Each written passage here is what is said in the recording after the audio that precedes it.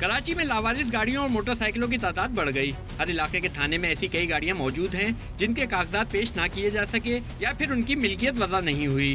थाने शारे नूरजहां का शुमार भी ऐसे ही थानों में होता है, मगर यहाँ लावारिस मोटरसाइकिलों की तादाद किसी भी थाने की निस्बत कहीं ज्यादा है। AVLC हुक्काम ने लावारिस गाड़ियों की तादाद बढ़ने की वजह ओपन लेटर की रिवायत को करार दिया है।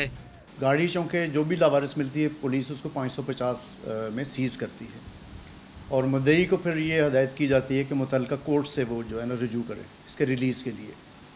अब कोर्ट जाते हैं, कोर्ट में उनको प्रॉब्लम ये फेस करनी पड़ती है कि गाड़ियाँ अमूमन लोगों के नाम पे नहीं होती हैं।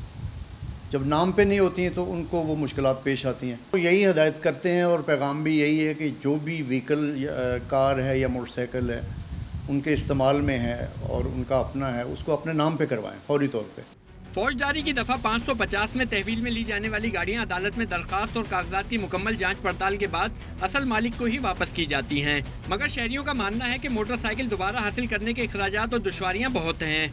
मुश्किलें होती हैं, इस वजह से लोग छोड़ देते हैं कि क्या करेंगे, उसमें चीज़ें ही नहीं बचती। चोरी हुई भी ज़ाहिर बात है उसमें हर चीज़ निकल जाती है, ढांचा रह जाता खाली ज़ाहिर बात है गाड़ी का। ना FIR कटवाने जाए तो वो फिर लावारिस करके जमा कर लेते हैं।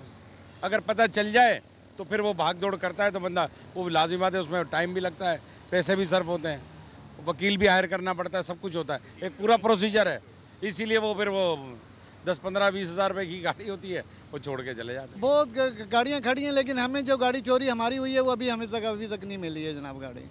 पुलिस ने शहरियों से अपील की है कि कोई भी नई या पुरानी गाड़ी अपने नाम रजिस्टर जरूर कराएं ताकि किसी नाकानी में बंद हो जाने पर भी गाड़ी बआसानी वापस मिल सके। कैमरामैन नबील हसन के साथ आसिम खान, डॉन न्यूज़, कराची।